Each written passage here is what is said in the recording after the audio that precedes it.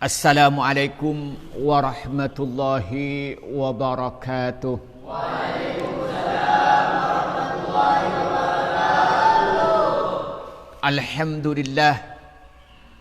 Alhamdulillah wassalatu ala rasulillah wala hawla wala quwata illa billah, amma ba'du. Para santri yang saya hormati, ibu-ibu dan bapak-bapak yang saya hormati, dan pemirsa dimanapun Anda berada, marilah kita bersyukur kepada Allah Subhanahu wa Ta'ala yang telah memberikan bermacam-macam nikmat kepada kita, terutama nikmat iman, nikmat Islam, dan nikmat kesehatan, dan diselamatkan dari virus corona. Semoga kita semua oleh Allah diberikan kebahagiaan dunia dan akhirat. Amin ya rabbal alamin.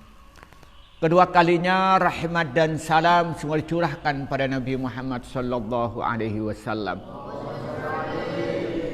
Para santri yang saya hormati, setiap orang yang beriman pasti berdoa dengan doa yang paling populer, doa sapu jagat katanya orang Indonesia, doa Rabbana atina fid dunya hasanah wa fil akhirati hasanah wa qina adzabannar. Ya Allah, berikanlah kami hasanah, kebaikan, kebahagiaan, kesuksesan di dunia, dan juga hasanah di akhirat. Ketika di alam kubur dia bisa menjawab pertanyaan-pertanyaan malaikat, sehingga di alam kubur dia itu, maka kuburannya menjadi raudhatun min riyadil jannah, menjadi taman dari taman sorga. Dan nanti di akhirat di padang mahsyar termasuk golongan yang tidak panas, termasuk sab'atun yudilluhumullahu fi dhillihi yauma la dhillah, dan kemudian masuk sorga Firdaus, dan lebih dari itu dijauhkan dari api neraka, sama sekali tidak masuk neraka. Itu doa setiap orang. Namun yang menjadi pertanyaan, tapi kenapa kenyataannya yang banyak orang itu tidak sukses? Kalau dalam bahasa ekonomi itu, orang yang sukses itu hanya mencapai 1%. Sisanya itu gagal hidupnya. Contoh itu aja, yang kaya di Lumajang itu berapa orang? Jumlah penduduk di Lumajang menurut berdasarkan statistik itu sekitar 1.200.000. Yang kaya nyampekah mereka kaya 100.000 orang? Tidak, paling berapa orang kan? Berarti orang sukses itu sedikit. Maka karena itu kewajiban santri harus berusaha sungguh-sungguh menjadi orang yang sukses. Harus menjadi orang yang punya kedudukan yang mulia. Kalau berkarir di politik harus mempunyai jabatan yang tinggi. Di partai punya jabatan, kemudian jabatan politik, bisa jadi presiden, jadi menteri, jadi gubernur, jadi bupati. Yang ketepatan dia itu berkarir di bidang bisnis, menjadi pengusaha besar, asetnya besar, kemudian relasinya luas. Yang ketepatannya karir di bidang ilmu, dia menjadi ilmuwan, menjadi profesor yang betul-betul ahli. Dia yang berkarir di bidang pertanian, dia punya sawah, punya kebun yang luas. Yang berkarir dia itu di dunia pendidikan, dia menjadi ulama besar yang bertakwa kepada Allah Subhanahu wa Ta'ala. Harus berusaha dengan sungguh-sungguh. Nah, salah satu cara untuk mencapai itu semua adalah bangun malam. Sahirul layali. Maka kata Imam Asy-Syafi'i dalam kitab Diwan Asy-Syafi'i, apa katanya? Faman talabal ula sahirul layali biqadril jiddi tanalul manali. Katanya, faman talabal ula, faman talabal ula, barang siapa yang mencari ula, mencari keagungan, mencari kemuliaan, mencari kesuksesan, mencari kekayaan, sahirul layali, maka harus bangun malam. Apa bangun malamnya keluyuran? Apa malamnya itu cuma ngobrol? Apa malamnya sekedar ngopi rokok-rokokan? Apa semalamnya hanya nonton TV? Apa semalamnya itu hanya main medsos? Apa semalamnya hanya main HP terus HP-nya apa? WA. Temannya banyak. Setelah situnya selesai, WA satunya, nggak selesai. WA capek, pindah apa lagi? Pindah Facebook. Facebook capek, pindah Instagram. Instagram capek, pindah Twitter. Capek Twitter selesai, pindah ke Line. Line selesai, pindah YouTube. Semalam suntuk nggak tidur. Ada nggak? Banyak kayak itu. Buktinya di mana? Waktu liburan kamu begitu kan? Iya Pak ya? Waktu liburan begitu. Dengan temannya WA-an, apalagi punya teman punya X katanya. Gitu terus. WA selesai, buka Facebookan. Wah, update status. Nah, kalau anak-anak jarang yang pakai Twitter, lalu Instagram. Wah, kalau Instagram ceweknya muda-muda kan ya? Nah, disangka kayaknya nggak tahu Instagram. Setiap hari kayaknya itu Instagraman, tahu, disangka nggak tahu. Saya biasa live Instagram itu, tahu, disangka sampean tok yang tahu. Nah, Instagram selesai, pindah Twitter. Waduh, lihat gambar-gambar, melihat. Kalau anak muda nggak begitu tertarik dengan Twitter, karena biasanya yang banyak orang-orang ilmuwan, politisi gitu. Tapi kalau IG, waduh, hampir semuanya punya IG. Apalagi Facebook, FB, semuanya punya. Nah, setelah itu, mau nonton film action 2 jam. Iya Pak ya? Apalagi ada wifi gratisan. Oh, biasanya dekat Semesko tuh saya ngeliat itu banyak gitu, ngumpul-ngumpul itu wifi gratisan. Udah sampai subuh. Nah, apalagi nonton TV lagi. Itu gitu. Apa begitu? Tidak. Sahirul layali itu di siapa? Dengan sholat. Sholat dengan apa? Sholat tahajud. Sholat tahajud. Orang sholat malam tanpa diawali dengan tidur itu namanya qiyamul lail. Kayak sampean tuh yang jagaan jam 9 sampai jam 12 ya. Lalu sampean sholat itu namanya qiyamul lail. Tapi yang ketepatan yang jagaan jam 12 sampai subuh lalu sholat itu namanya apa? Tahajud. Sholat malam yang diawali dengan tidur namanya tahajud. Yang tidak diawali dengan tahajud namanya qiyamul lail.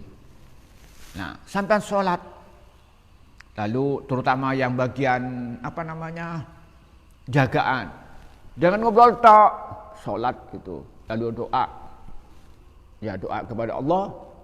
Umpamanya doa untuk mendapatkan istri yang solihah. Umpamanya waktu doa begini tadi malam.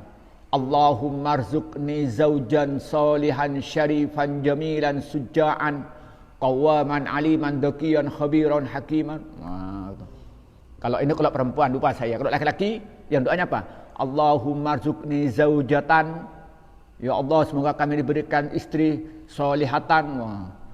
Allahumma rzuqni zaujatan solihatan syarifatan jamilatan suja'atan qawamatan alimatan zakiyatan khabiratan hakimatan mu'minatan taqiyatan ghaniyatan syakiratan qawiyatan sahihatan khotibatan mu'allifatan mujahidatan mujahidatan nasyitatan kamilatan fi jismi wal aqli wad dini wal ilmi wal mali nafi'atan lid dini wal mutsawlin nasi amata wa imaman lil muttaqin wal fuqaha wal muslimin hadisin wa syasin bi rahmatika ya arhamar rahimin.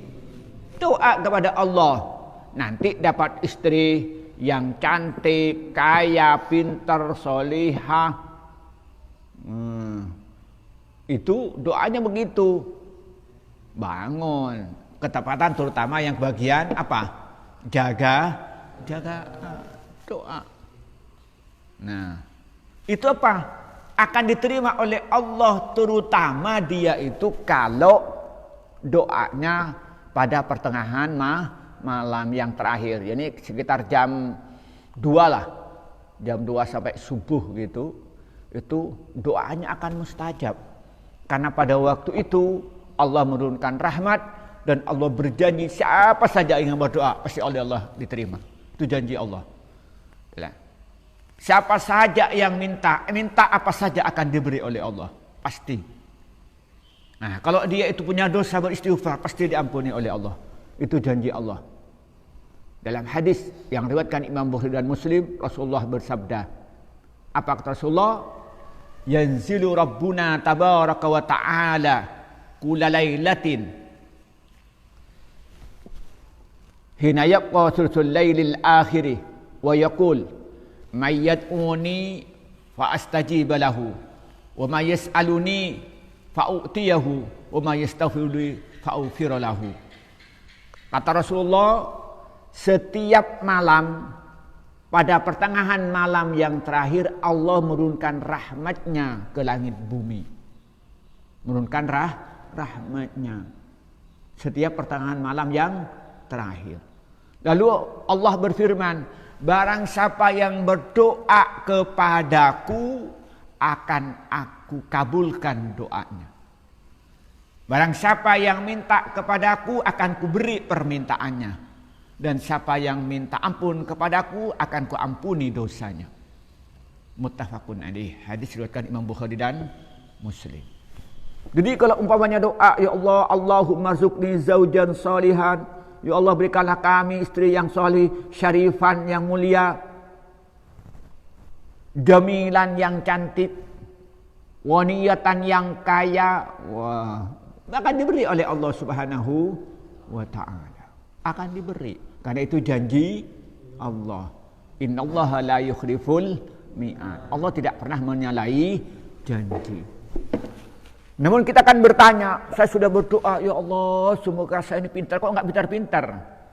Ya Allah, semoga saya kaya, kok enggak kaya-kaya? Kan tanya begitu. Ya Allah, semoga cepat diberikan tunangan, kok enggak dapat-dapat gitu ya. Ada 3 kemungkinan. Kemungkinan yang pertama, sampean doanya enggak khusyuk. Enggak khusyuk. Amin. Melang noleh gitu ya. Kan iya. Saya doa panjang-panjang sudah. Setiap sholat mendoakan sampean ngerselengeran.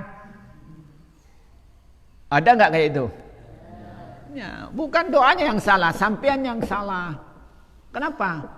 Karena Allah tidak akan menerima doanya hamba an qalbin ghafilin. Hatinya dia tidak ingat kepada Allah. Hatinya tidak minta kepada Allah. Sehingga diterima oleh Allah. Walaupun dia doa karena hatinya enggak khusyuk, tidak konsentrasi, maka dia itu doanya enggak diterima oleh Allah. Jadi kalau ternyata sampai ini doa, tapi ternyata itu rasanya enggak pernah dikabulkan, coba koreksi. Jangan-jangan ketika doa hatinya tidak khusyuk, hatinya kemana-mana. Kemungkinan yang kedua apa? Kemungkinan yang kedua, dia makan makanan barang yang haram. Bisa jadi hasil karena dia itu makan milik temannya, atau dia itu masak ngambil kayu milik orang, kan makan barang haram. Nah, itu apa? Atau sampean ini apa? Pakai baju yang haram, resap sandal temannya. Ada nggak kayak itu? Ada. Nah, dia itu doanya nggak diterima, tidak diterima. Karena orang yang berdoa bagaimanapun, kalau yang dimakan barang haram atau yang dipakai barang haram, baik itu haram dengan artinya zatnya, makan misalnya yang mengandung babi, yang mengandung anjing atau yang najis, itu namanya haram zatnya. Atau haram cara pendapatannya, dengan cara resap, dengan cara mencuri, dengan cara menipu, dengan cara ngurangin timbangan, dengan cara korupsi, dengan cara kolusi, maka itu namanya haram. Maka doanya 41 hari enggak diterima oleh Allah Subhanahu wa taala. Nah, maka dalam hadis riwayat Imam Muslim diceritakan ada seorang itu yang tirakat supaya dia itu mati pengucap. Sampai saking tirakatnya itu, saking sungguh-sungguh, sampai dia nyeker sandalnya tidak ada. Sandalnya sampai tidak punya. Di sini ada yang tidak punya sandal? Ada. Wow. Dia sampai nyeker, saking tirakatnya.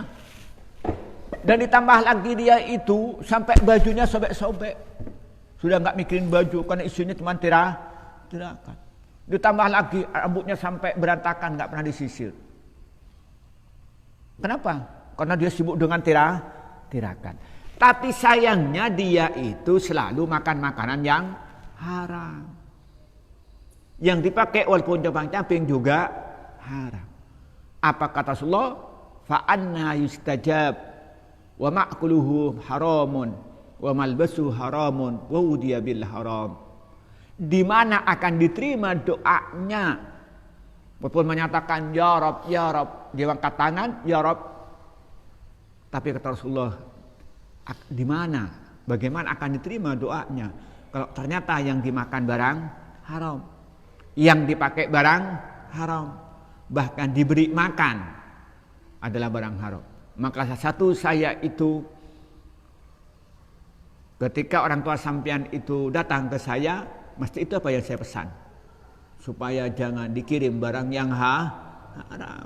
Haram melar di sini. Nah, kalau yang sempat mesti saya diingatkan orang tua suruh kirimin Fatihah. Nah, kalau ini siapa namanya? Orang tuanya belum ke saya, jadi saya belum nyuruh baca Fatihah orang tuanya.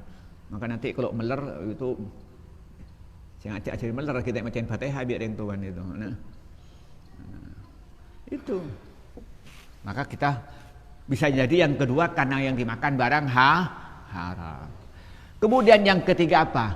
Bisa jadi dia hanya memutuskan hubungan silaturahim. Ya bermusuhan dengan saudaranya, kakak bermusuhan dengan adiknya, adik bermusuhan dengan kakaknya apa? Karena rebutan harta warisan. Kadang tetangga dengan tetangga bermusuhan kan apa? Bertengkar batas tanah. Nah, orang yang memutuskan hubungan silaturahim itu dia doanya nggak diterima oleh Allah Subhanahu wa taala. Nah, sampai pikir-pikir kalau ternyata doa sampean nggak mustajab itu jangan-jangan melakukan salah satu yang tiga. Nah, itu kalau doanya ditolak. Namun doa yang dilaksanakan dengan tata cara yang benar, dia menghindari dari perbuatan maksiat, menghindari makanan-makanan yang haram, menghindari dari menghindari dari dia itu memutuskan hubungan silaturahim, dan ketika berdoa dia khusyuk, tapi kenyataannya menurut sampean kok nggak pernah mendapatkan apa yang kita minta. Nah, doa yang diawali dengan tata cara yang benar, ketika doa dia khusyuk, kemudian dia menghindari makan makanan yang haram, dan dia itu suka menyambung silaturahim, maka Allah menerima doa seorang itu satu di antara tiga. Satu di antara tiga. Yang pertama apa? Oleh Allah langsung dikabulkan doanya. Langsung dikabulkan. Minta baju, langsung mendapat baju. Minta rumah, langsung diberi rumah oleh Allah. Kenapa? Karena Allah tahu bahwa dengan dikabulkan doanya itu makin dekat kepada Allah, makin takwa kepada Allah. Karena Allah Maha tahu. Kemudian yang kedua, Allah menerima tapi tidak diberi apa yang diminta. Diganti yang lain, diganti yang lebih baik. Saya minta, ya Allah, semoga saya diberi sepeda motor ya Allah. Ternyata Allah nggak beri sepeda motor. Tapi kamu itu diberikan kesempatan untuk mondok. Kenapa? Kalau punya sepeda motor kerjanya apa? Trek-trekan.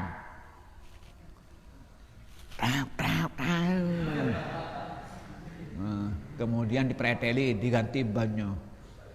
Nah, ternyata kalau diberi sepeda motor tambah jelek. Oleh Allah nggak diberi sepeda motor. Ternyata oleh Allah diganti kambian mondok. Nanti diganti dengan istri solihah pada saatnya menikah. Dan diberikan kekayaan harta yang baik yang bawa kebaikan. Diganti oleh Allah. Karena Allah tuh tahu ini kalau dikabulkan doanya ini berbahaya. Sama dengan sampean punya adik kecil dah. Punya kecil. Coba dia minta silet nangis, minta pisau bang, gitu. Coba beri pisau, luka semua kan? Iya Pak ya. Nah, itu nggak diberi oleh ibunya, bukan ibunya benci, tapi karena dia sayang. Karena kalau diberi pisau dia berbahaya. Begitupun Allah karena mempunyai sifat Rahman Rahimnya kepada hambanya. Ketika minta sesuatu, ternyata suatu dia merugikan kehidupan dunia dan merugikan kehidupan akhirat, oleh Allah nggak diberi permintaan itu, oleh Allah diganti dengan yang lebih baik.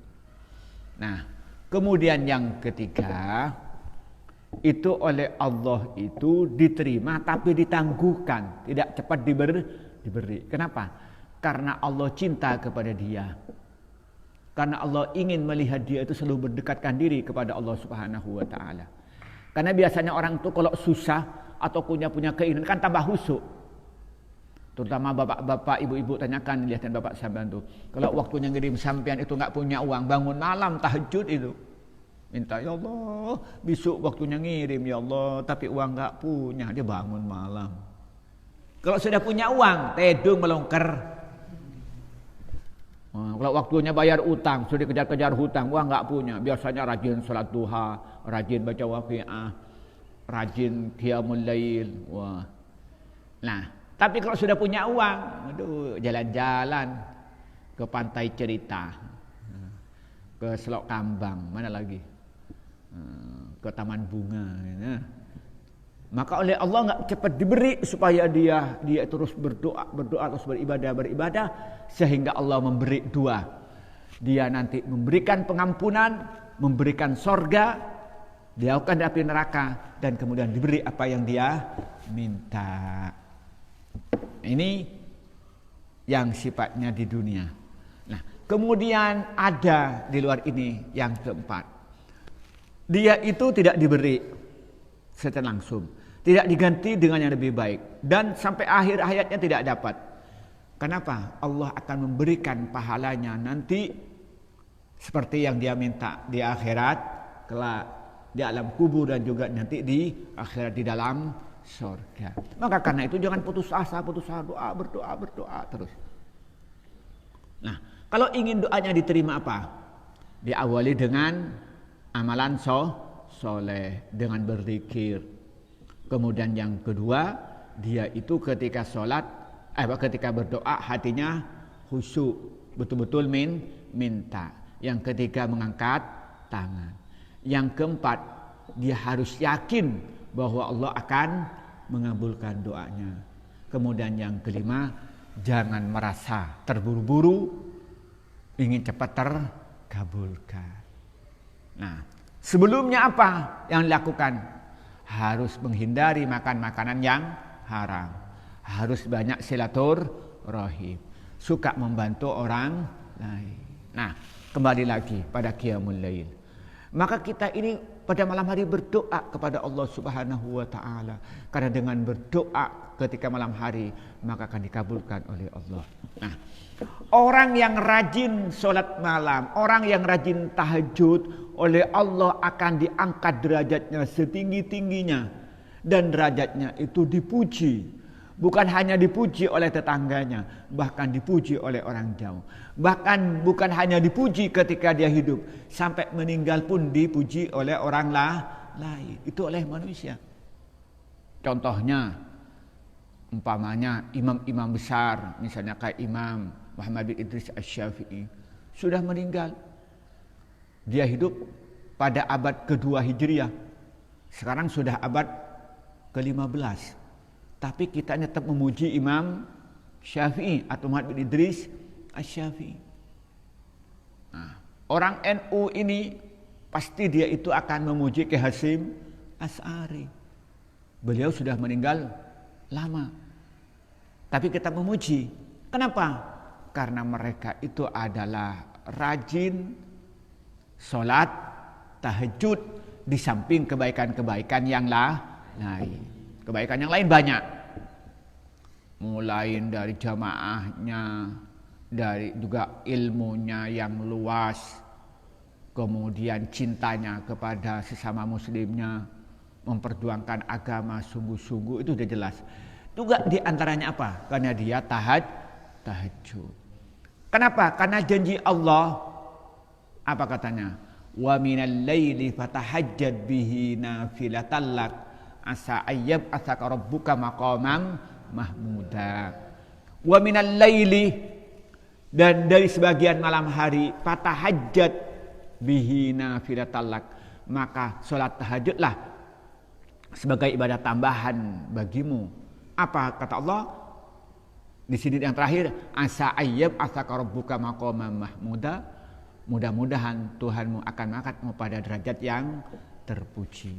Enggak usah semalam suntuk, wa minal laili, hanya sebagian malam. Kalau Nabi Muhammad itu salat tahajudnya berapa? Separuh malam lebih atau kurang sedikit. Maka Siti Aisyah menceritakan dalam hadis yang diriwayatkan Imam Bukhari Muslim, satu ketika Rasulullah itu bermalam di rumah Siti Aisyah. Nah, ketika dia bermalam, lalu Rasulullah pamit pada Siti Aisyah, wahai ya Humairah, wahai istriku yang pipinya kemerah-merahan, berikanlah aku izin untuk sholat. Siti Aisyah bertanya, wahai Rasulullah, engkau seorang Rasul, engkau akan menghadap Tuhanmu, kenapa kau harus izin kepadaku? Ya wahai istriku, karena engkau adalah istriku yang pada malam ini berhak untuk tidur denganku. Lalu Rasulullah itu diberi izin oleh Siti Aisyah dan melaksanakan sholat. Siti Aisyah tidur. Begitu tidur, bangun, Rasulullah masih sholat. Tidur lagi. Bangun, tidur lagi, bangun, masih sholat. Sampai menjelang subuh Rasulullah itu tetap sholat. Lalu Siti Aisyah bertanya, wahai Rasulullah, engkau orang yang tidak pernah berbuat dosa. Dan kalau terlanjur berbuat dosa, dosa-dosamu oleh Allah yang lalu diampuni dan dosanya akan datang juga diampuni. Mengapa sholat seperti itu sampai kakinya bengkak? Apa kata Rasulullah? Afala akuna abdan syakura. Wahai Aisyah, apakah tidak pantas kalau saya menjadi hamba yang bersyukur? Rasulullah tidak pernah berbuat dosa. Hidupnya hanya ibadah kepada Allah, baik ibadah maupun ghairu mahdhah. Dosa-dosanya yang lalu diampuni, dosa yang akan datang diampuni. Qiyamul lailnya kayak itu. Lalu bagaimana dengan kita? Kerjanya dosa tok. Iya Pak ya? Ngintip cewek tok. Ada nggak kayak ini? Ada. Siapa tol?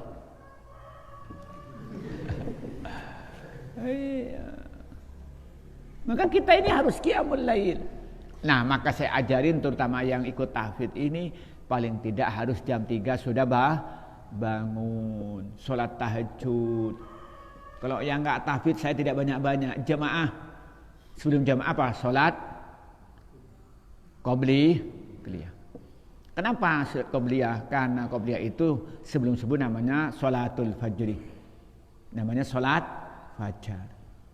Kata Rasulullah apa? Sholatul fajr khairun minad dunya wa ma fiha.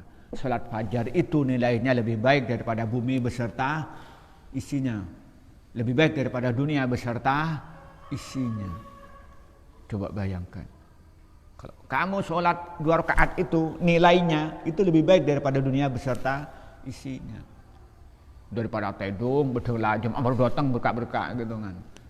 Nah, nanti akan saya tingkatkan kalau sudah biasa jamaah, maka semuanya harus tahajud.